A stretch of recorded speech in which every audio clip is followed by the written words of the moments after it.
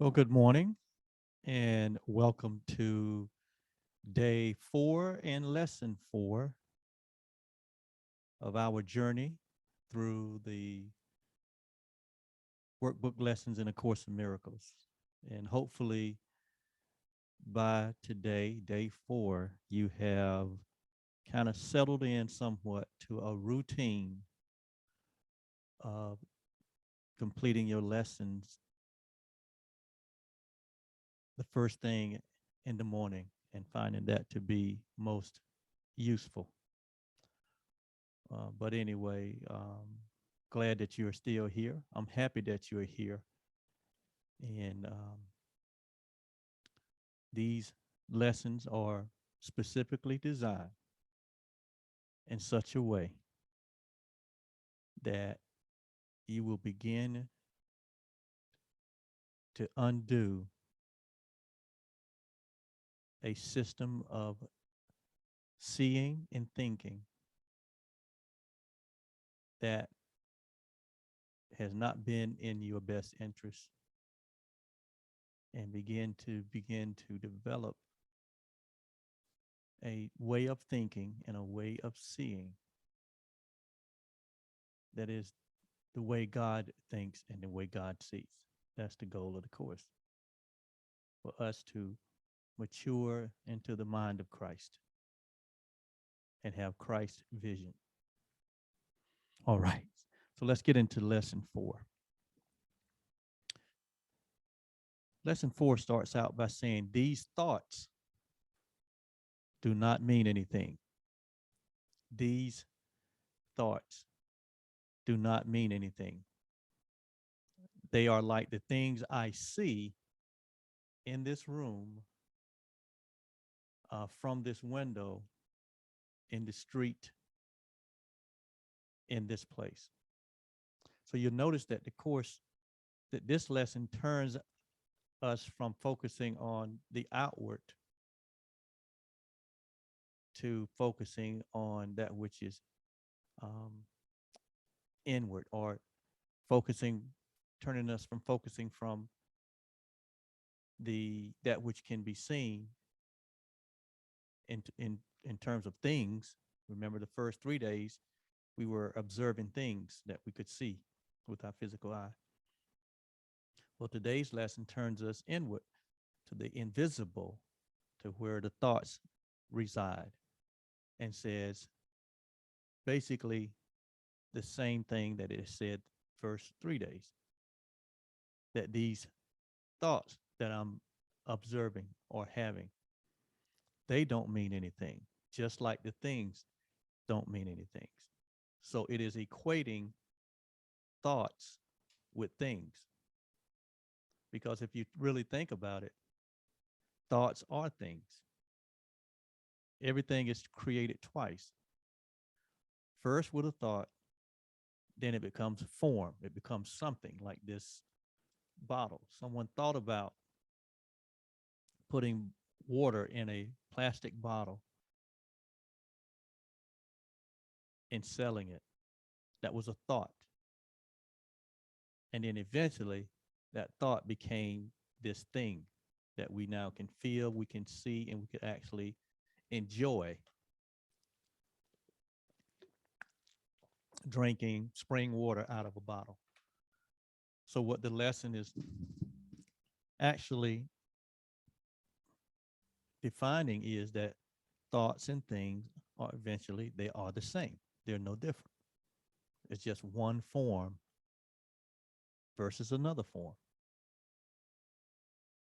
But it goes on to say that whether it's a thing that you see or a thought that you observe, it has no meaning. They are like the things we see. So very important here what the lesson is doing, because this is all a part of mind reversal, mind training, mind rejuvenation, and mind renewal, which is what we're in the process of doing. Unlike the preceding practices or exercises, Today's exercise do not begin with the idea for the day.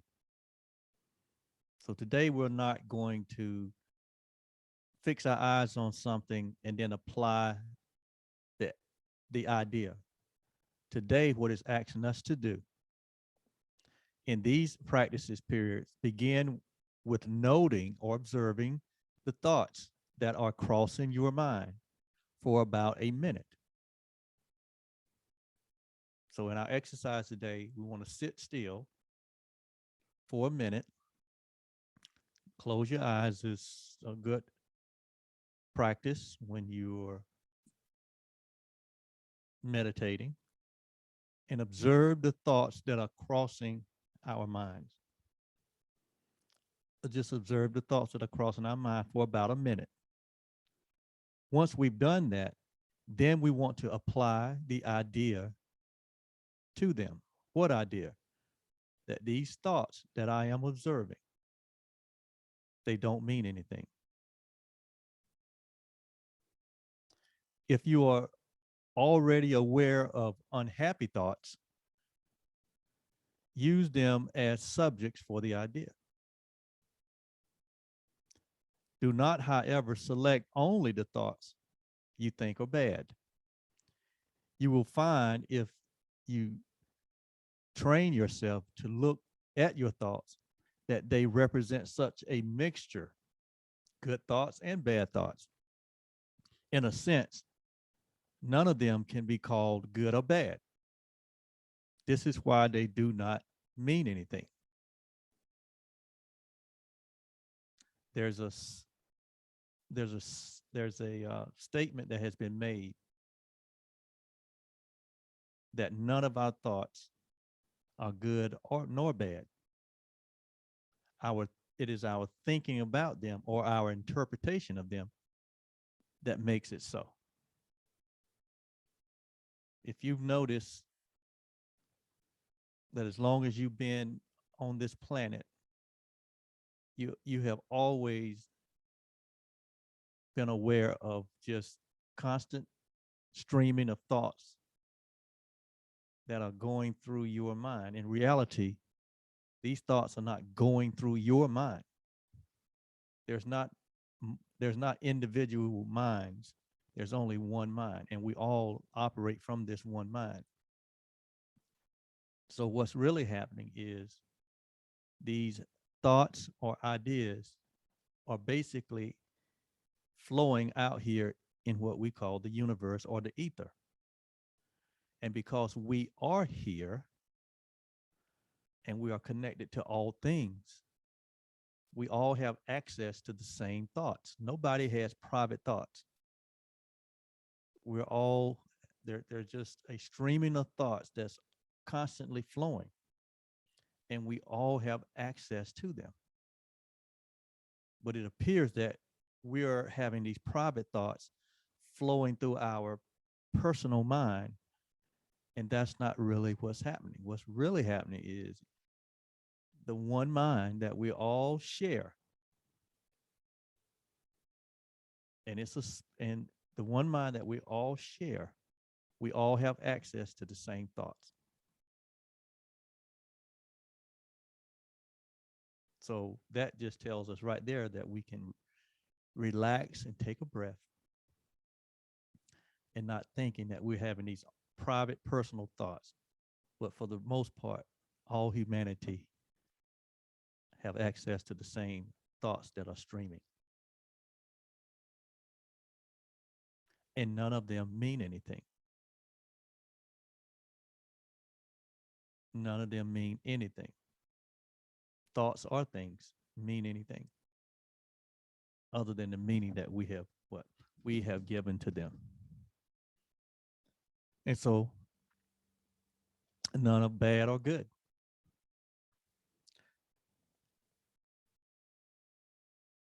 And we have trained ourselves to look at our thoughts and that they represent such a mixture in a sense that none of them can be called good or bad. This is why they do not mean anything. They're just thoughts.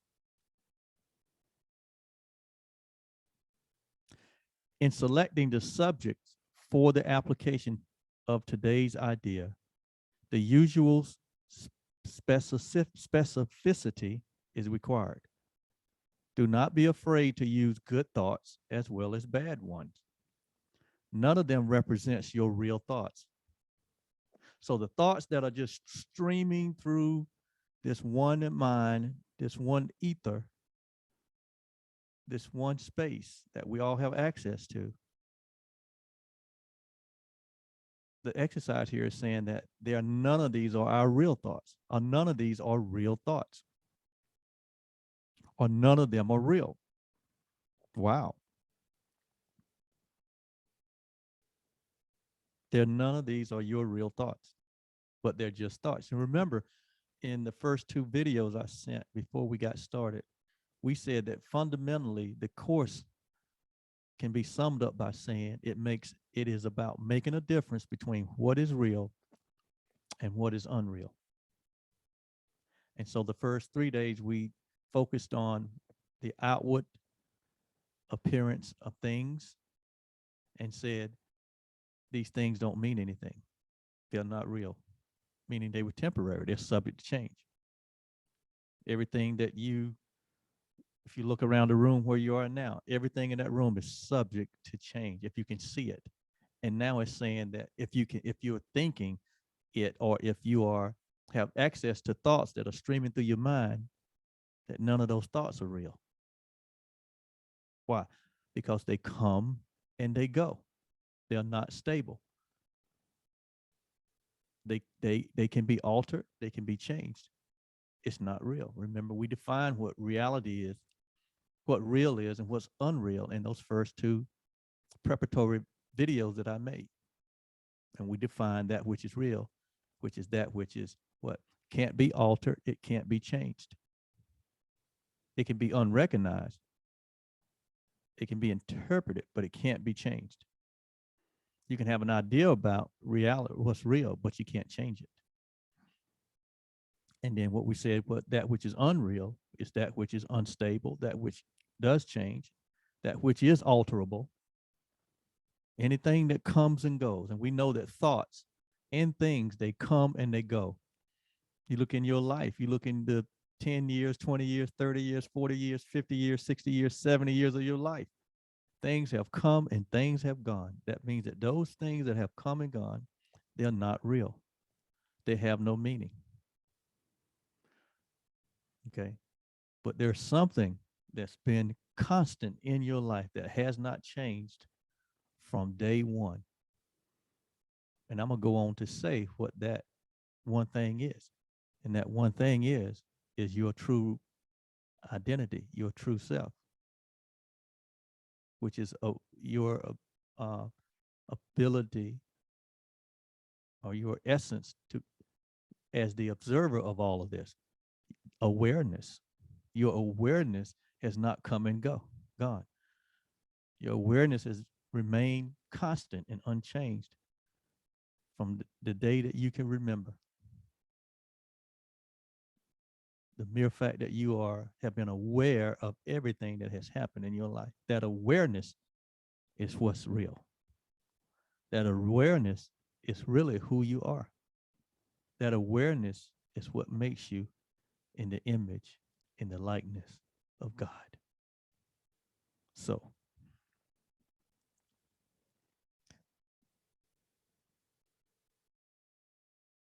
it goes on to say that none of these thoughts, good or bad, are your real thoughts.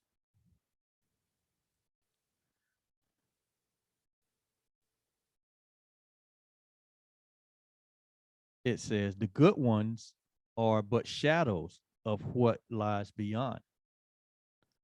It says good thoughts are not real, but they're just shadows. And it says that shadows make sight somewhat difficult. It says the bad thoughts that you observe are the ones that block, that are a block to sight and make seeing impossible. Good thoughts they're not real. They're just a shadow. And just beyond the shadow is that which is real. And bad thoughts, they just basically just block your vision. Okay. But neither one is real.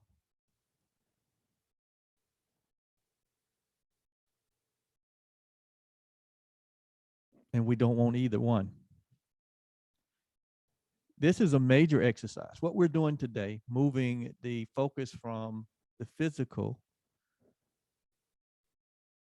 to the invisible, is very crucial in this mind training that we're going through.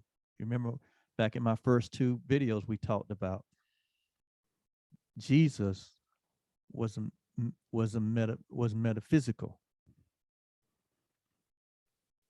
His sight was not based on the thoughts that was flowing through his mind, nor what he was seeing with his eyes. Jesus looked beyond all of that because he knew all of that was an illusion. It was not real.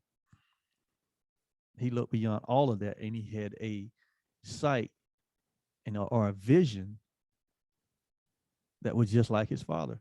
He could see the real, what was true, what was real about the people, about the places, and about the thing. He looked beyond his natural seeing. He looked beyond the thoughts that was flowing in the mind. And we have to train ourselves to be likewise. Otherwise,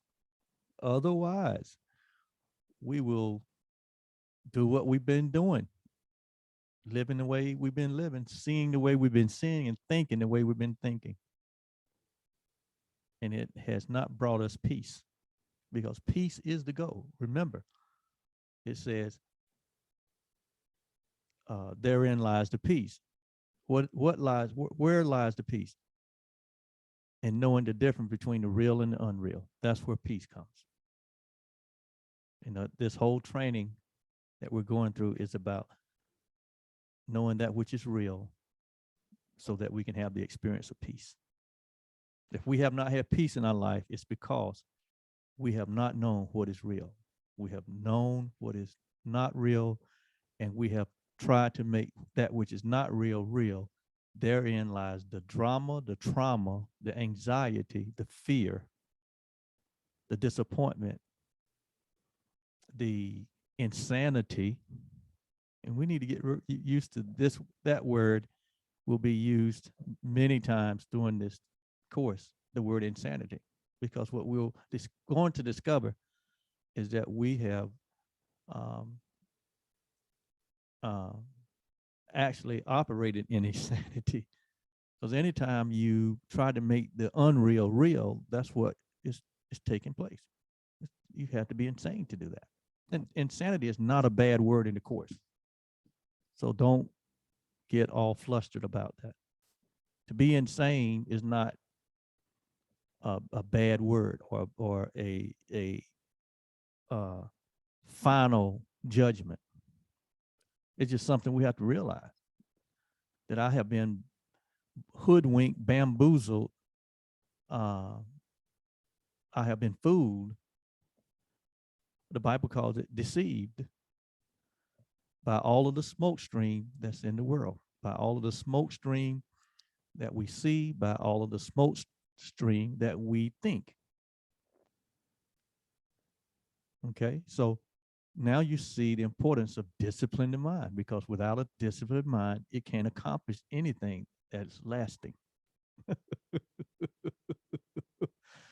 once you get into this process of renewal and rejuvenation and training yourself to discern what is real and what is unreal, like Philippians says, whatsoever thing is lovely, whatsoever thing is true, whatsoever thing is of a good report, whatsoever thing is praiseworthy, whatsoever thing is of virtue, think on these things. Why? Because they are real. And therein lies the peace. Okay? This is a major exercise and will be repeated from time to time in somewhat different forms. So this is a crucial part of our mind training. The aim here, or the goal here, is to train you in the first steps towards the goal of separating the meaningless from the meaningful, the real from the unreal, the meaningless from the meaningful. We have to be able to discern the difference between the two. And that takes discipline. And we have engaged and trained ourselves for many, many years in focusing on the unreal or focusing on uh, that which is meaningless. And we have tried to make the unreal and the meaningless real and meaningful. And that's insane because you can't do it. It comes and it goes. It comes and it goes. It's unstable. So this is about stability and reality so that we can be stable in every moment in stable in our presence, in the presence of anything. We can be stable in presence of the storm, like when Jesus was on the boat and the storm arose and all of the disciples freaked out, but he didn't. Why? Because he was disciplined to know the difference between the real and the unreal, the meaning and the meaningful. He knew that the storm was meaningless. They thought it was meaningful. And so they said, Jesus, they went and woke him up. Come help. We're going to drown. The storm going to take us out. Jesus already knew the storm couldn't take him out. So see the difference there? Okay. Jesus knew it didn't mean anything. These thoughts don't mean anything. You know, this mouse don't mean anything. The only meaning it has, I've given it. And I've given it either good meaning or bad meaning. And either way, the good or the bad meaning, we don't want either one. We want what is real. We want to know what is real. This is about what is real. Elder used to say all the time for about the first 6 months, this is a keep it real ministry. Okay. All right. So we're keeping it real in this course. This is a keep it real course. Maybe we need to name this the course of keeping it real. Maybe that's what it needs to be named, the course of keeping it real. So number one, the goal here is to train you in the first step towards the goal of separating the meaningful from the meaningless. It is it is a first attempt in the long range purpose of learning to see the meaningless as outside of you and the meaningful as inside of you. Or said a better way, this is a better way of saying this is the first step towards training you that what's outside of your true self is meaningless. Only thing that is meaningful is your true self. What is your true self? Pure awareness. What is your true self? Happiness, peace, love. That's your true self. Anything outside of that is meaningless. But we have put great meaning on that which is outside of us. See? Okay. You're beginning to see. Okay. See with Christ's vision. Okay. It is also the beginning of training your mind to recognize what is the same and what is different. So, three things going on here, three crucial beginnings of this discipline in our minds, in training our mind.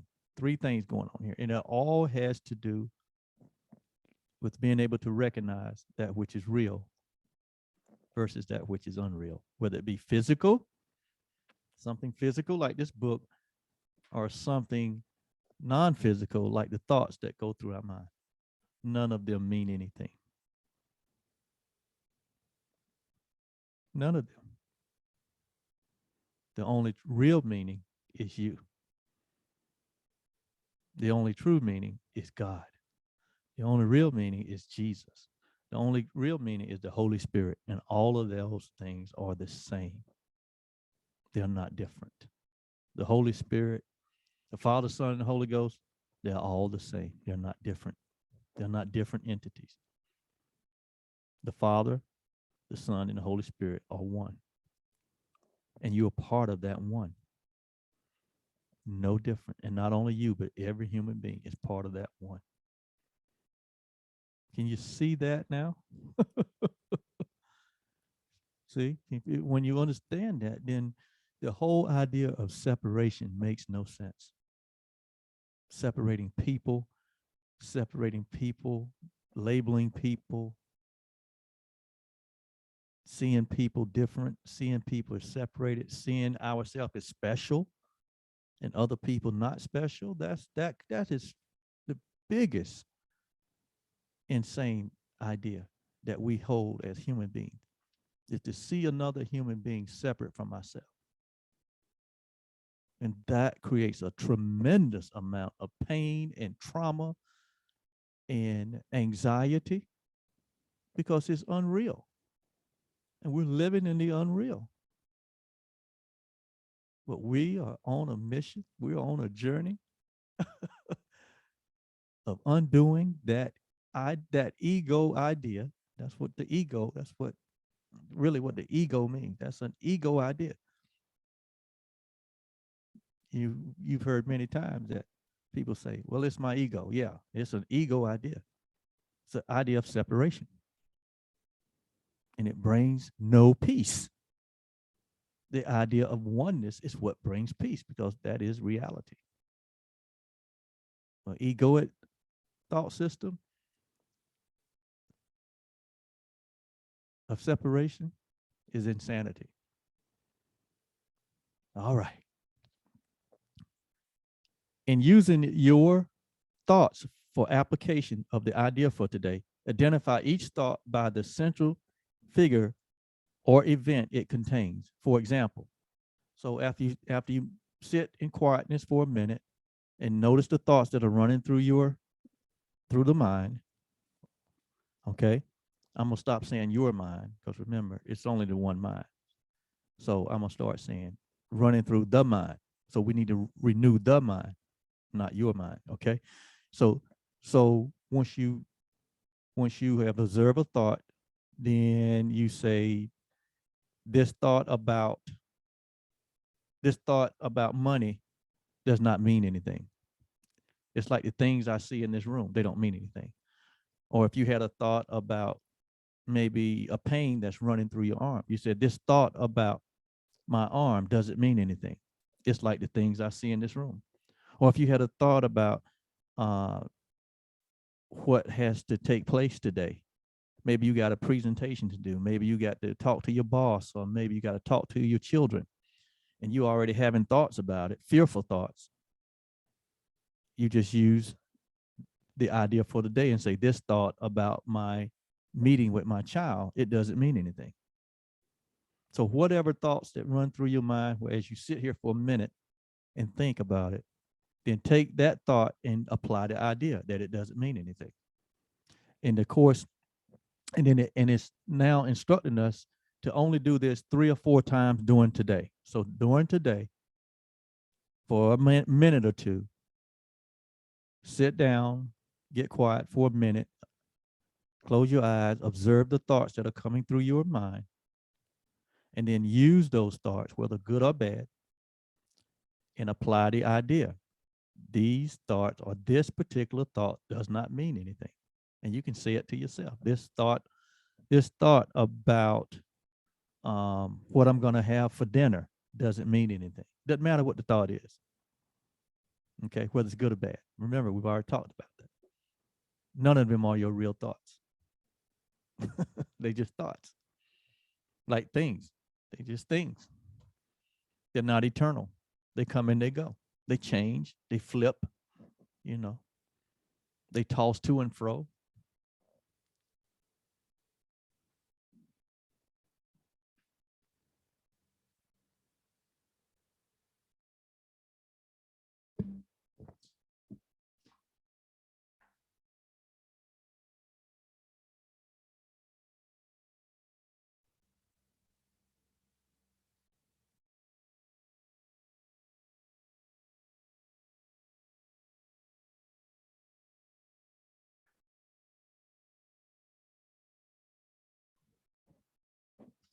Okay, I don't know what happened there, but I think I'm still recording. Recording is still on. Okay. Wow. I don't know what happened, but anyway, let me finish this up. You can also use the idea for a particular thought that you recognize as harmful. This practice is useful, but it is not a substitute for the more random procedure to be followed for the exercise. Do not, however, examine your mind for more than a minute or so. You also you are too inexperienced. Notice now, he says you are too inexperienced as yet to avoid a tendency to become pointlessly preoccupied. Okay, so here's, the court right here at the early beginning of this training is telling that we're too inexperienced yet to try to uh, avoid a tendency to become pointlessly preoccupied with particular thoughts. Further, since these exercises are the first of their kind, you may find the suspension of judgment in connection with thoughts particularly difficult. In other words, don't worry that you may try to judge a thought or to interpret a thought or to have a perception about it based on your past. That's going to happen because we're again, most of us, our minds are not disciplined. Automatically, when we have a thought, automatically what we've trained ourselves to do is to judge the thought or to judge what we see or to give meaning to it. But here at the beginning, we're learning that no, we're just going to observe what we see and observe what we think without any judgment, without any interpretation, without any perception of it. Okay. And when we do that, you'll find that you begin to have a sense of inner peace or an inner sense of peace, and you begin to not focus on your memory or your experience, but you just allow things to be just the way they are, whether it's in the form of a thought or if it's in the form of a thing like this pen. Just let it be. Neither good or bad. You don't have to have an opinion. We've trained ourselves to have opinion for everything. And that's been the problem. And our opinions are based on unrealities. And it brings about anxiety. But we are learning to rejuvenate and renew that mind only in that which is real, so that we can experience the peace that passes all understanding. Okay, so that's the end of lesson 4. And that's it. I know I've been lengthy here. Wow. Because this is exciting to me.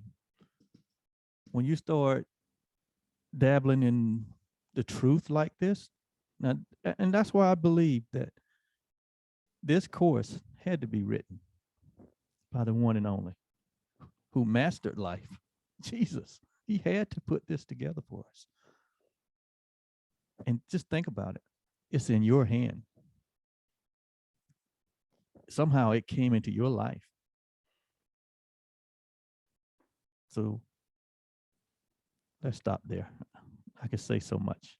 I love you so much. Have a great day number 4. We'll see you next time. Bye-bye.